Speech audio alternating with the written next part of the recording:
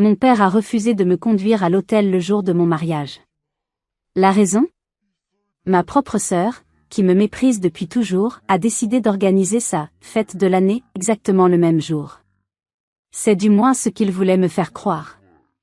La vérité, bien plus sombre et bien plus cruelle, a non seulement détruit notre famille, mais a aussi révélé un complot financier qui a failli anéantir mon avenir. Mais il ne savait pas que dans l'ombre, mon petit frère de 17 ans préparait une riposte qui allait tout changer. Avant de plonger dans les détails de cette histoire incroyable, qui m'a fait passer du rêve au cauchemar puis à une justice inattendue, j'aimerais savoir d'où vous m'écoutez. Dites-moi dans les commentaires de quelle ville ou de quel pays vous êtes, et quelle heure il est chez vous en ce moment. C'est fascinant de voir jusqu'où nos histoires peuvent voyager. Maintenant, laissez-moi vous ramener quelques mois en arrière. Je m'appelle Chloé, j'ai 28 ans, et j'étais sur un petit nuage. J'allais épouser Luc, l'homme de ma vie. Nous avions passé plus d'1 an à préparer ce que je pensais être le plus beau jour de ma vie. Chaque détail était parfait. Nous avions réservé un magnifique domaine en Provence, près d'Aix-en-Provence, un lieu baigné de soleil et de champs de lavande. Ma robe, une création simple mais élégante, attendait patiemment dans sa housse. Nos amis, notre famille, tout le monde semblait partager notre bonheur. Tout le monde, sauf peut-être ma sœur aînée, Sophie. Sophie a toujours été compliquée. Plus âgée de 7 ans, elle était la préférée de mon père, Gérard. Elle était l'enfant brillante, extravertie, tandis que j'étais la plus calme, la plus rêveuse. Une rivalité sourde s'était installée depuis l'enfance, nourrie par la jalousie de Sophie et la préférence évidente de mon père. Mais j'espérais, naïvement, que mon mariage apaiserait les tensions. Quelle erreur! L'appel téléphonique qui a tout fait basculer est arrivé un mardi soir, alors que je finalisais la liste des invités avec Luc. Je voyais le nom de « Papa » s'afficher sur mon écran, et j'ai décroché avec un grand sourire. « Papa! J'espère que tu vas bien. On est en train de régler les derniers détails pour le grand jour. » Un silence. Puis sa voix, plate, distante. « Chloé, écoute.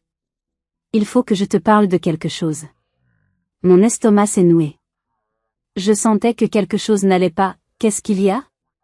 Un problème de santé? Non, non, rien de tout ça. C'est à propos du mariage. Je ne pourrai pas venir. Les mots flottaient dans l'air, absurdes, irréels. J'ai cru à une mauvaise blague. Comment ça, tu ne pourras pas venir? Mais, tu dois me conduire à l'hôtel, papa. On en parle depuis que je suis petite. Je sais, ma chérie, mais, c'est compliqué. Ta sœur. Sophie a décidé d'organiser une grande fête pour son 35e anniversaire.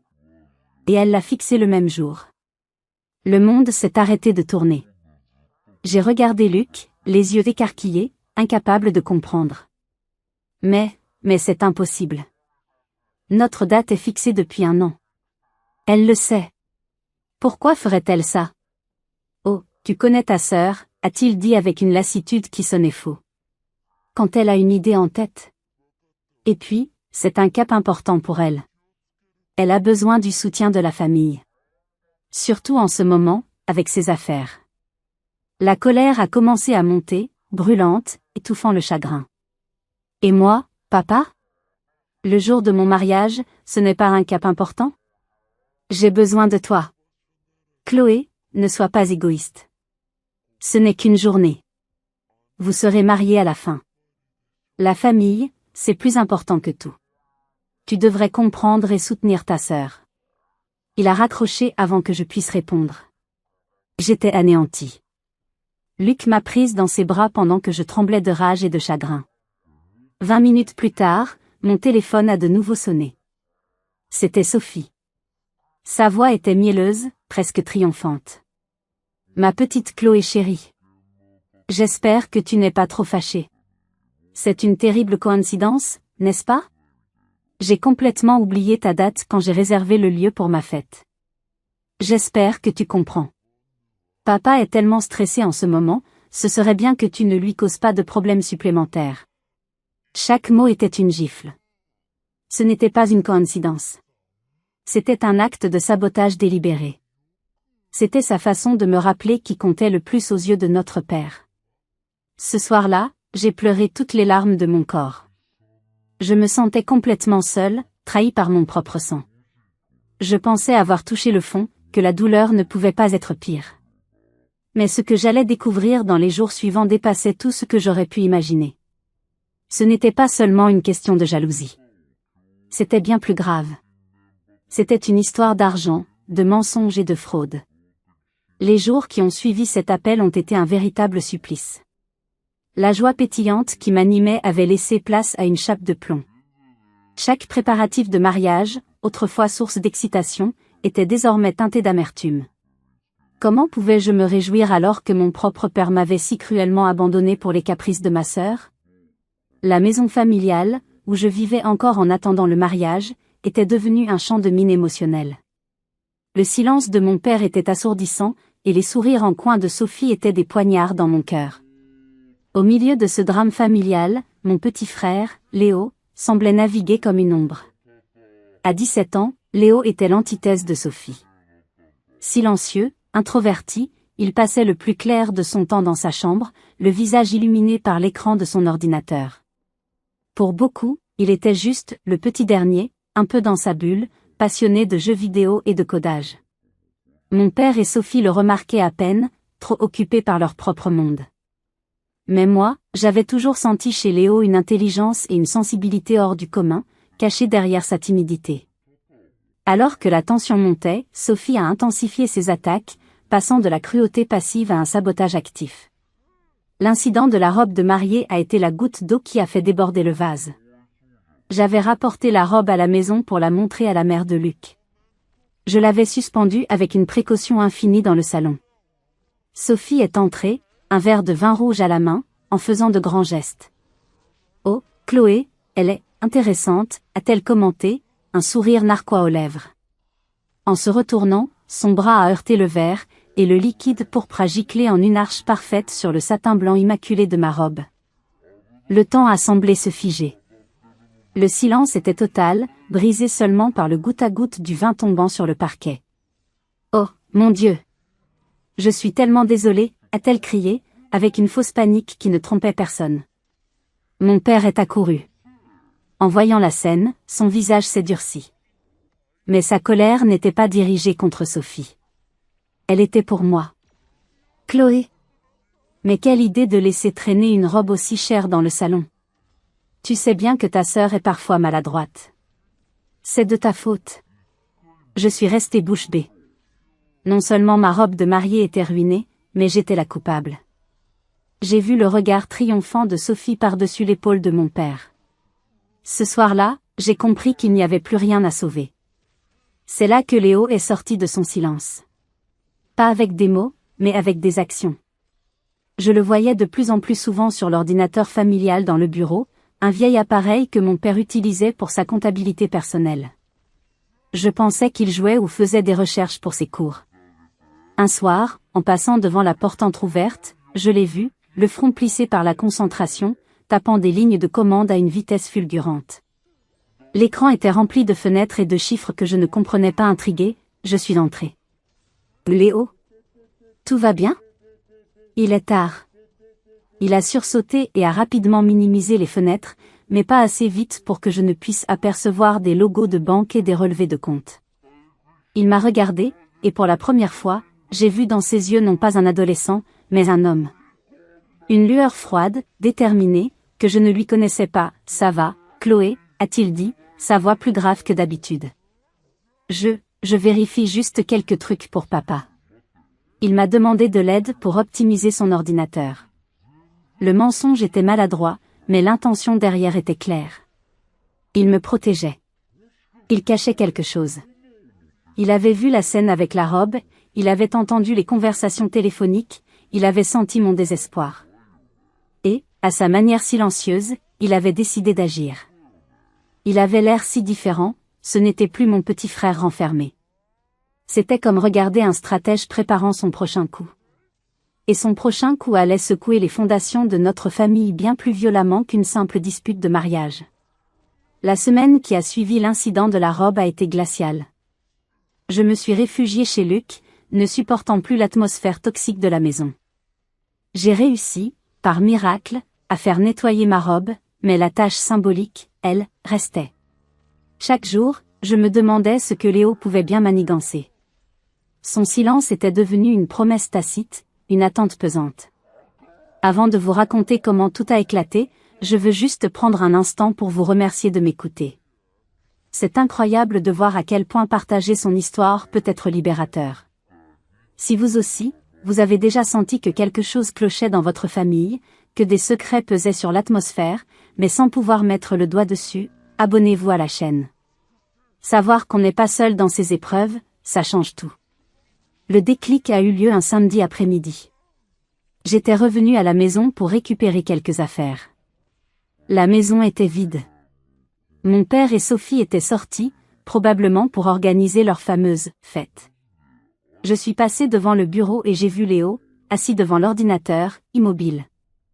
Il ne tapait pas, il fixait l'écran, le visage pâle. « Léo » ai-je murmuré. Il a lentement tourné la tête vers moi. Ses yeux étaient sombres. « Viens voir, Chloé. » Je me suis approchée. Sur l'écran, il y avait un relevé de compte en ligne. J'ai immédiatement reconnu l'intitulé « Fonds fiduciaire Martin », le nom de jeune fille de notre grand-mère maternelle. C'était le fonds qu'elle avait créé pour nous, ses petits-enfants, une somme destinée à nous aider à démarrer dans la vie, un apport pour un appartement, le lancement d'une entreprise, ou un mariage. Le fonds était divisé en 3 parts égales, une pour chacun de nous, gérée par notre père jusqu'à notre majorité ou un événement majeur. Mon regard a balayé les lignes de chiffres, et mon cœur s'est arrêté. La ligne correspondant à ma part, Chloé Dubois, par bénéficiaire, affichait un solde de 12,47 €.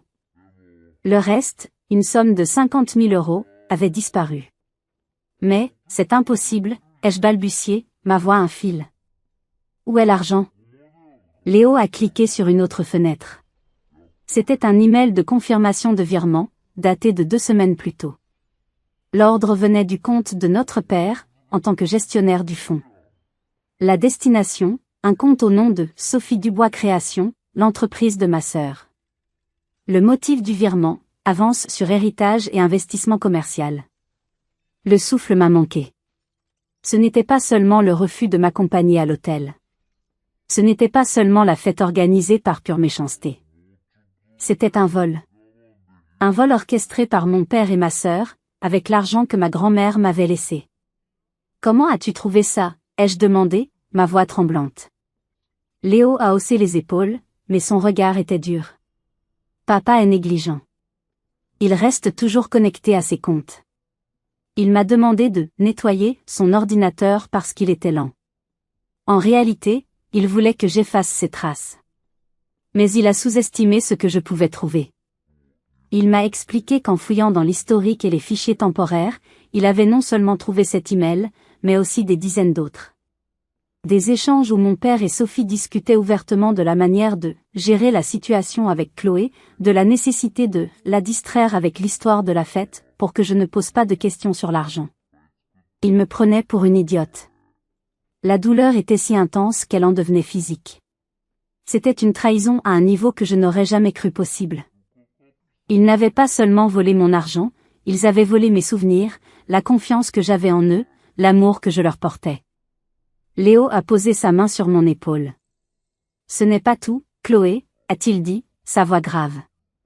La fête, l'argent, ce n'est que la surface. Ce qu'il prépare est bien pire. J'ai trouvé les vrais plans. 50 000 €.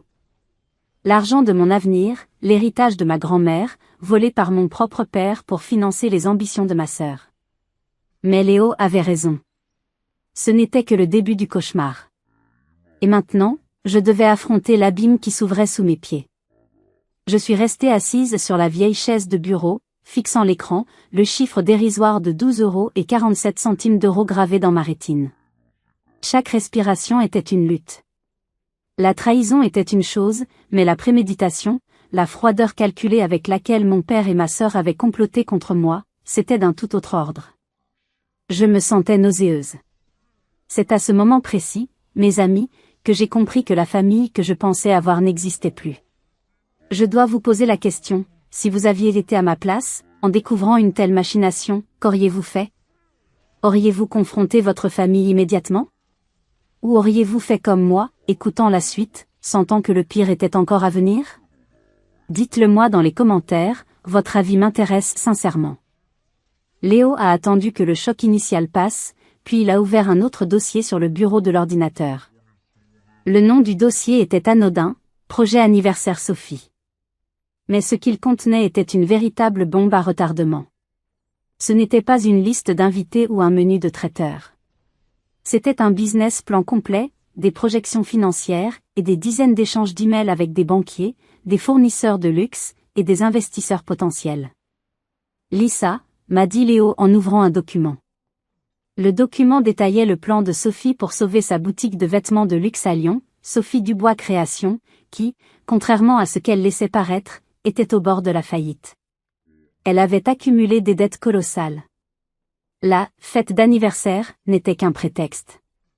En réalité, c'était un événement de lancement pour une nouvelle collection, une opération de la dernière chance pour impressionner des investisseurs et obtenir des fonds pour ne pas couler.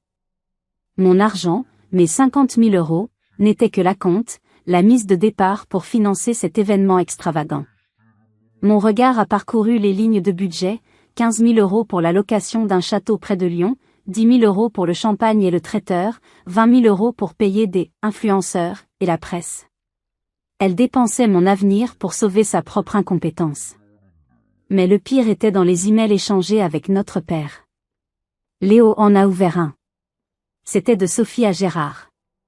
Papa, il faut qu'on trouve une solution pour Chloé. Elle va finir par poser des questions sur le fond. L'idée de la fête est bonne, ça va l'occuper et la mettre en colère pour la bonne raison. Pendant ce temps, on finalise tout. Une fois les investisseurs à bord, je te rembourserai et on lui dira que le fonds a subi une perte. Elle n'y connaît rien en finance, elle gobera tout. La réponse de mon père était encore plus glaçante. D'accord, ma puce. Fais ce qu'il faut. La réussite de ton entreprise est la priorité. Chloé est jeune, elle s'en remettra. Elle a Luc pour s'occuper d'elle maintenant. Je me suis levée, j'avais besoin d'air. Il ne m'avait pas seulement volé. Il m'avait méprisée, jugée insignifiante, assez stupide pour croire à leurs mensonges. Ma propre peine, mon propre mariage, n'étaient que des distractions dans leur grand plan. Il y a encore autre chose, a dit Léo, le visage fermé. Il a cliqué sur un sous-dossier intitulé « Fiscalité ». Il contenait des déclarations de revenus falsifiés. Depuis des années, Sophie sous-déclarait ses revenus, cachait des ventes pour échapper à l'impôt. Et il y avait des emails prouvant que notre père, qui l'aidait parfois avec sa comptabilité, était parfaitement au courant. Il était son complice. Le vol de mon héritage était une chose. Mais la fraude fiscale, c'était un crime. Un vrai crime, avec de vraies conséquences pénales. Il ne jouait plus seulement avec mes sentiments, il jouait avec le feu, risquant la prison. Ce n'était pas seulement un vol, c'était une conspiration. Ma propre famille avait planifié de détruire mon avenir pour sauver les apparences et couvrir leurs actes illégaux.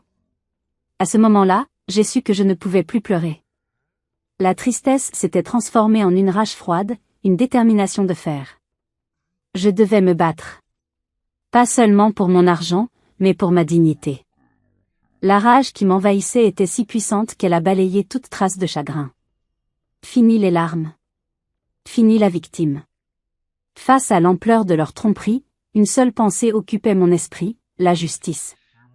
Je me suis tournée vers Léo, mon petit frère qui venait de grandir de 10 ans à mes yeux. Qu'est-ce qu'on fait, Léo? On va voir la police? On les confronte? Il a secoué la tête lentement, son calme olympien contrastant avec ma fureur intérieure. Non. Pas encore. Si on les confronte maintenant, ils vont tout nier. Ils vont effacer les preuves, inventer une autre histoire. Ils nous manipuleront, comme ils l'ont toujours fait. La police, ça prendra du temps. Le temps qu'ils enquêtent, Sophie aura eu son argent et ils auront trouvé un moyen de s'en sortir. Il faut être plus intelligent qu'eux. Il a ouvert un nouveau fichier sur son ordinateur. C'était un document texte, impeccablement structuré, intitulé « Plan d'action ». J'ai lu, fasciné et un peu effrayé. Mon frère de 17 ans avait élaboré une stratégie digne d'un film d'espionnage. J'ai tout préparé, Chloé, a-t-il dit. On ne va pas les attaquer de front. On va scier la branche sur laquelle ils sont assis, et on va les regarder tomber. Son plan était d'une précision chirurgicale. Il avait passé les derniers jours à faire bien plus que simplement découvrir la vérité. Il avait rassemblé, classé et sécurisé chaque preuve numérique sur un disque dur externe crypté. Il avait fait des recherches sur tous les acteurs impliqués dans le projet de Sophie, les investisseurs qu'elle courtisait, les banquiers qui lui avaient accordé des prêts, et même le cabinet comptable qui fermait les yeux sur ses arrangements. Le plan se déroulait en 3 phases, qu'il m'a expliqué point par point. Phase 1, le doute. La force de Sophie, c'est sa confiance et l'image qu'elle projette, a expliqué Léo. On va commencer par fissurer cette image. Il avait rédigé un email parfaitement anonyme, utilisant un service crypté et passant par plusieurs serveurs pour rendre sa source intraçable. L'email serait envoyé aux 2 principaux investisseurs que Sophie devait rencontrer lors de sa fête. Le message était subtil, ne contenait aucune accusation directe. Il se présentait comme un conseil amical d'un initié du milieu de la mode lyonnaise, suggérant de faire preuve de la plus grande prudence et de demander un audit indépendant des comptes de Sophie Dubois Création, avant tout engagement, en raison de rumeurs persistantes sur des dettes fournisseurs cachées et des irrégularités de gestion. Ça ne prouve rien, a dit Léo, mais ça va planter une graine de doute dans leur esprit. Les gens riches détestent le risque. Ils vont commencer à se poser des questions. Phase 2, l'attaque financière. La deuxième étape était plus agressive. Léo avait identifié la banque qui avait accordé à notre père un prêt important, probablement gagé sur la maison familiale, pour compléter mon héritage volé. En utilisant les informations trouvées sur l'ordinateur de notre père, Léo allait remplir un formulaire de signalement de fraude en ligne, toujours de manière anonyme, alertant la banque sur une possible utilisation frauduleuse des fonds pour couvrir les dettes d'une entreprise tierce en faillite, mentionnant nommément l'entreprise de Sophie. Les banques ont des algorithmes pour ça. Un signalement de ce type déclenche automatiquement un gel des fonds et une enquête interne. Ça va leur couper les vivres au pire moment.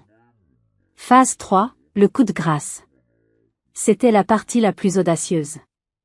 Léo avait préparé une clé USB contenant une copie de toutes les preuves de fraude fiscale, les fausses déclarations, les emails compromettants entre Sophie et notre père. Cette clé serait envoyée par la poste, dans une enveloppe banale, au centre des impôts de Lyon, le fameux fisc. Pas de nom d'expéditeur, juste une bombe silencieuse déposée dans leur boîte aux lettres. J'étais sans voix. La complexité, la froideur et l'efficacité de ce plan me donnaient le vertige. C'était à la fois brillant et terrifiant. Léo, tu es sûr de toi? C'est dangereux. Il m'a regardé droit dans les yeux.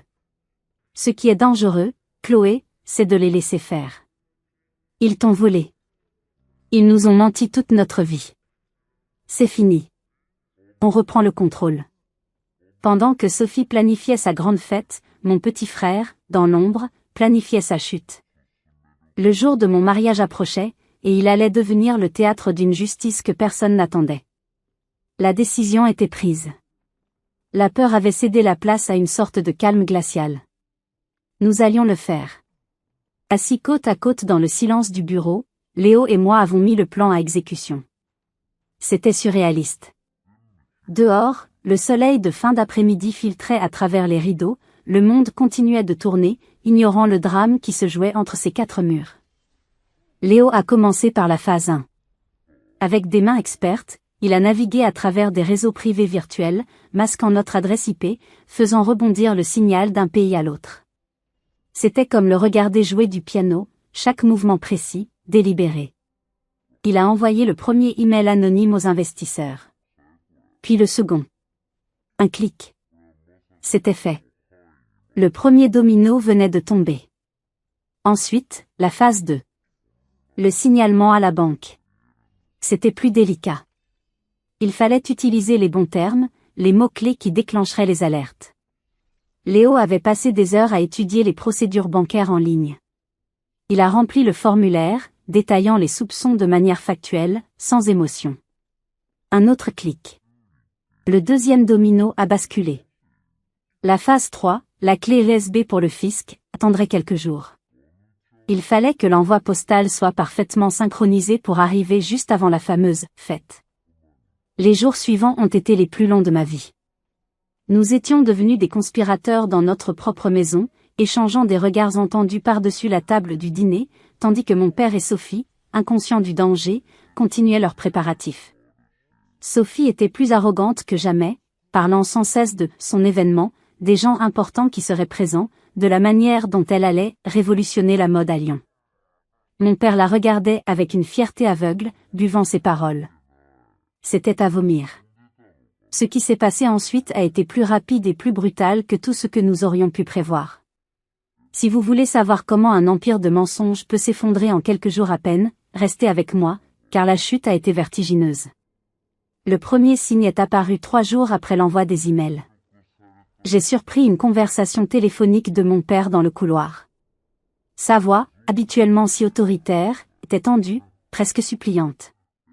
Mais enfin, Monsieur Renaud, je ne comprends pas. Tout était convenu. Un simple email anonyme ne peut pas tout remettre en cause. C'est absurde. C'est certainement un concurrent jaloux. Oui, je comprends votre prudence, mais... Allô? Allô? Il a raccroché, le visage défait. Monsieur Renaud était l'un des investisseurs principaux. Il venait de se retirer. 2 jours plus tard, c'était au tour de Sophie d'exploser. Elle a hurlé dans son téléphone pendant près d'1 heure. Sa banque venait de geler le prêt qu'il lui avait accordé, invoquant une procédure de vérification interne suite à un signalement. Son compte professionnel était bloqué. Les fonds pour payer le traiteur, les mannequins, la salle, tout était inaccessible. La panique a commencé à s'installer chez eux. L'arrogance a été remplacée par l'anxiété. Ils se sont mis à chercher des coupables partout, un ancien employé, un concurrent, un amant éconduit de Sophie. Jamais, pas une seule seconde, ils ne nous ont soupçonnés. À leurs yeux, j'étais la petite sœur naïve et Léo, l'adolescent invisible. Notre existence même était en dehors de leur champ de suspicion. Leur mépris était notre meilleur camouflage. Pendant ce temps, Léo postait la petite enveloppe contenant la clé USB. Discrètement, dans une boîte aux lettres à l'autre bout de la ville. Le coup de grâce était en route. Le chaos dans la maison était total. Les cris et les accusations fusaient. Sophie était au bord de la crise de nerfs. Mon père essayait désespérément de trouver de l'argent, passant des appels frénétiques, mais toutes les portes se fermaient. Leur monde, construit sur des apparences et des mensonges, s'effritait pièce par pièce. La veille de mon mariage, la maison était silencieuse. Mais ce n'était pas un silence de paix. C'était l'épuisement après la bataille, l'attente anxieuse du coup suivant. C'était le calme avant la tempête finale. Et je savais que demain, le jour où j'étais censé célébrer mon amour, tout allait exploser. Le matin de mon mariage s'est levé sur un ciel d'un bleu éclatant, un contraste cruel avec la grisaille de mon âme. Je me suis préparée dans une chambre d'hôtel que Luc avait réservée, loin de la maison familiale et de son atmosphère irrespirable. Ma mère, décédée quand j'étais adolescente, me manquait plus que jamais. J'aurais tant voulu qu'elle soit là pour me rassurer, pour me coiffer, pour me dire que tout irait bien. J'ai enfilé ma robe, miraculeusement sauvée. En me regardant dans le grand miroir, je n'ai pas vu une mariée radieuse. J'ai vu une jeune femme fatiguée, les yeux cernés par des nuits sans sommeil, mais avec une lueur nouvelle dans le regard, une détermination froide.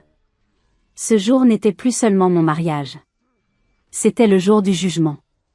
Mon téléphone est resté silencieux. Pas un message de mon père. Pas un appel de Sophie. Leur silence était la confirmation finale de leur abandon. Ils étaient trop absorbés par leur propre naufrage pour penser à moi. La douleur était là, sourde, persistante, comme une vieille blessure qui se réveille. Mais elle était mêlée à un étrange sentiment de libération. La cérémonie devait avoir lieu à 15 heures, dans les jardins du domaine. Luc est venu me voir juste avant, magnifique dans son costume. Il a vu la tristesse dans mes yeux. Il n'a pas appelé, n'est-ce pas, a-t-il demandé doucement. J'ai secoué la tête, essayant de retenir mes larmes pour ne pas abîmer mon maquillage. Non. Ils ne viendront pas, il m'a prise dans ses bras. Alors c'est leur perte, mon amour. Pas la tienne. Tu es entouré de gens qui t'aiment. Moi, mes parents, nos amis. C'est ça, ta vraie famille aujourd'hui. Ces mots m'ont donné la force dont j'avais besoin.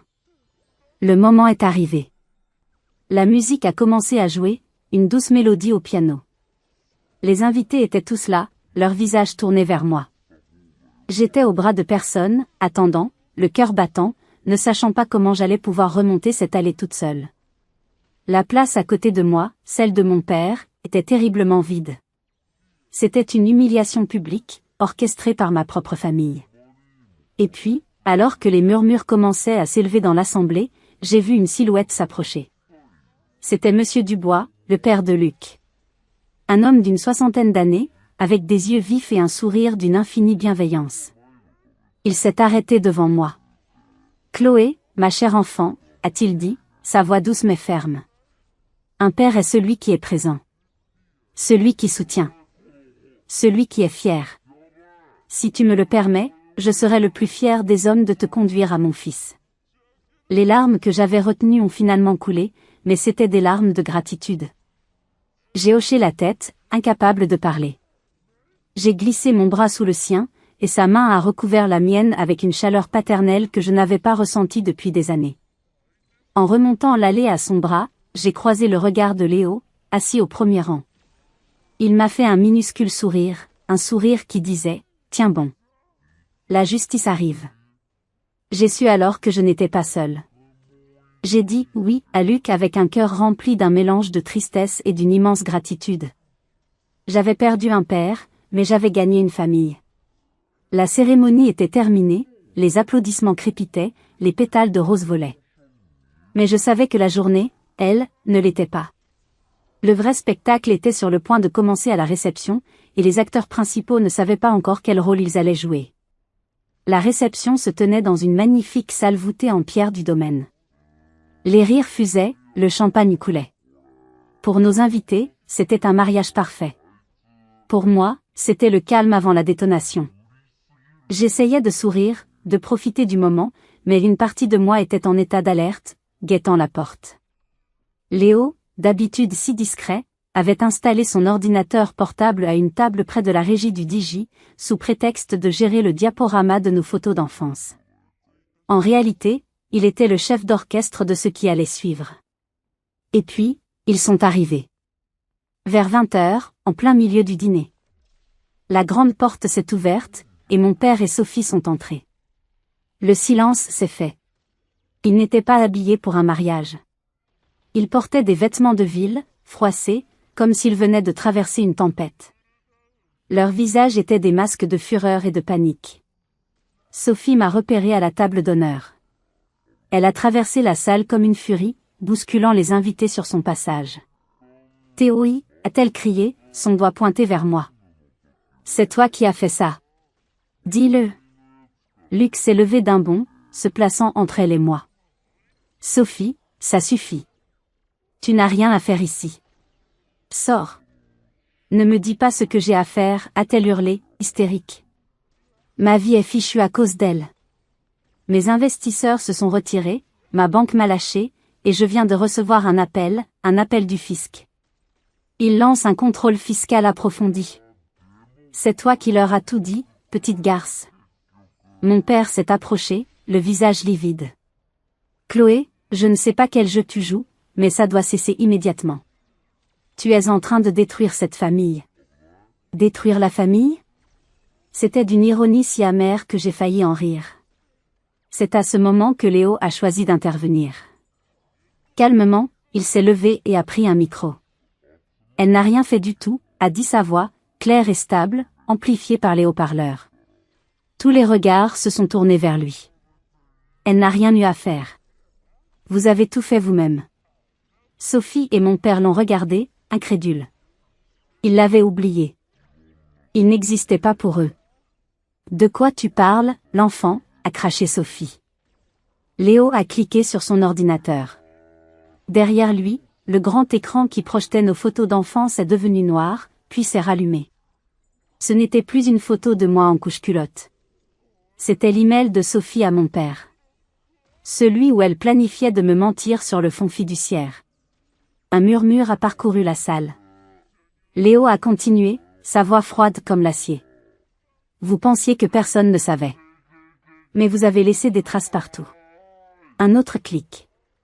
L'écran a affiché le relevé de compte montrant le virement de mes 50 000 € vers l'entreprise de Sophie. Un autre clic. Des extraits des déclarations de revenus falsifiées. Un autre clic. L'échange d'emails où mon père approuvait tout. Ceci, a dit Léo en désignant l'écran, n'est pas l'œuvre d'un concurrent jaloux. C'est la conséquence de vos actes. Vous avez volé votre propre fille et sœur. Vous avez fraudé le fisc.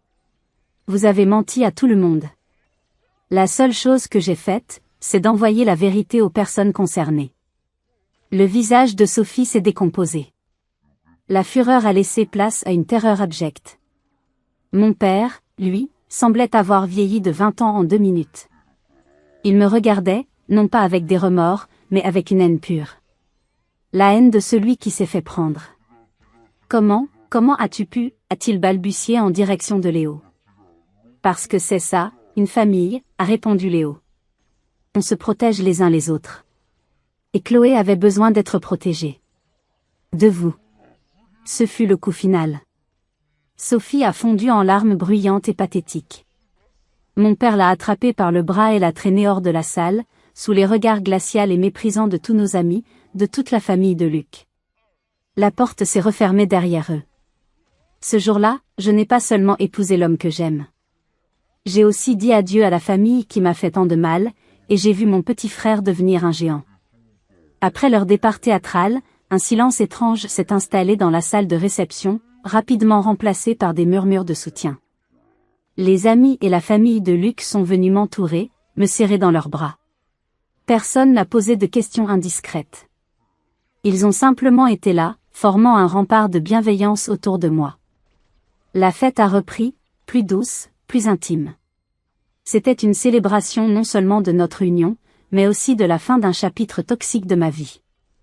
Les mois qui ont suivi ont été un tourbillon de conséquences juridiques et de reconstruction personnelle. La vie de Sophie et de mon père s'est effondrée aussi spectaculairement que Léo l'avait prédit. Le contrôle fiscal a révélé des années de fraude. L'entreprise de Sophie, déjà fragile, n'a pas survécu au scandale et aux poursuites. Elle a tout perdu, sa boutique, sa réputation, et les « amis » qui ne la fréquentaient que pour son argent. Mon père a été tenu pour complice. Pour éviter des poursuites plus graves, il a dû vendre la maison familiale, celle où j'avais grandi, pour rembourser une partie des dettes et des pénalités fiscales. Il a également été contraint par la justice de me restituer la totalité de mon héritage, avec les intérêts. Je n'ai eu aucune pitié. Cet argent n'était pas un cadeau, c'était mon dû, le symbole de tout ce qu'il m'avait pris. Je n'ai plus jamais eu de contact direct avec eux.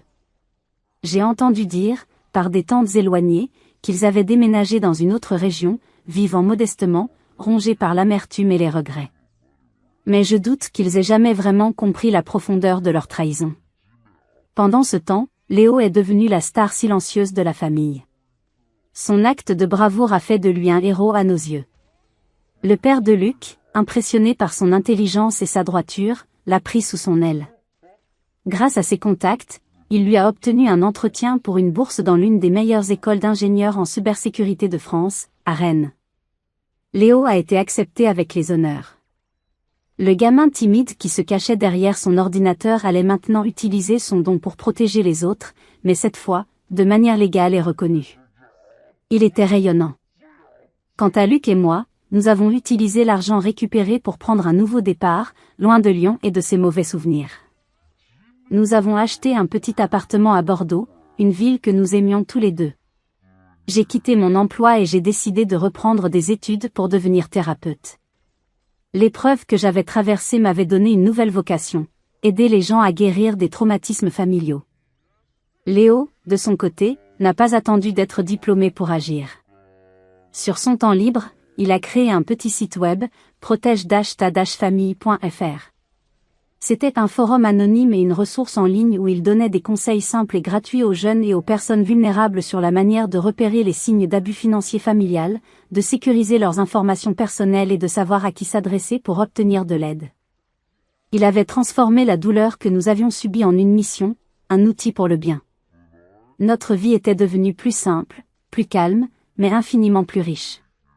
Nous avions perdu une partie de notre famille, c'est vrai. Mais nous avions forgé des liens plus forts, basés sur la confiance et le respect mutuel. Nous avions trouvé quelque chose de bien plus précieux que l'argent ou le statut social, la paix d'esprit et la certitude que, quoi qu'il arrive, nous pouvions compter l'un sur l'autre. Le vrai trésor, c'était ça.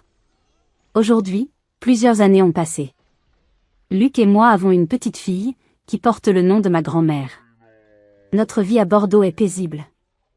Je termine ma formation de thérapeute et je commence à recevoir mes premiers patients. Souvent, dans leurs histoires, je retrouve des échos de la mienne, des familles brisées par des secrets, des non-dits, et des abus de confiance. Et je suis là pour les écouter, pour leur dire qu'il est possible de guérir, de se reconstruire. Léo est devenu un expert en cybersécurité très respecté. Son petit site web est devenu une association reconnue, aidant des centaines de personnes chaque année. Il donne des conférences, travaille avec la police sur des cas de fraude numérique. Il est heureux, épanoui. Il a trouvé sa voie en défendant les autres. En regardant en arrière, je ressens encore parfois une pointe de tristesse pour la famille que j'aurais pu avoir. Mais cette tristesse est rapidement balayée par une immense gratitude pour la vie que je me suis construite. La trahison de mon père et de ma sœur a été l'épreuve la plus douloureuse de ma vie, mais elle a aussi été un catalyseur. Elle m'a forcé à ouvrir les yeux, à m'affirmer, et à comprendre ce qui compte vraiment. Parfois, les plus grandes trahisons ne sont pas là pour nous détruire, mais pour nous révéler notre propre force et nous montrer qui sont les vrais membres de notre famille. J'ai appris de la manière la plus dure que la famille, ce n'est pas toujours le sang. C'est l'amour inconditionnel, le respect mutuel et la protection. C'est la main tendue de mon beau-père dans l'allée. C'est le soutien indéfectible de mon mari. C'est le courage silencieux de mon petit frère. C'est ça, ma vraie richesse. Cette épreuve m'a appris que même dans l'obscurité la plus profonde, il y a une lumière. Pour moi, cette lumière a été Léo. Pour d'autres, ce peut être un ami, un conjoint, ou même une force intérieure qu'on ne soupçonnait pas. Le plus important est de ne jamais laisser les actions des autres définir qui nous sommes. Nous avons le pouvoir de réécrire notre propre histoire, de transformer nos blessures en force, et notre douleur en mission.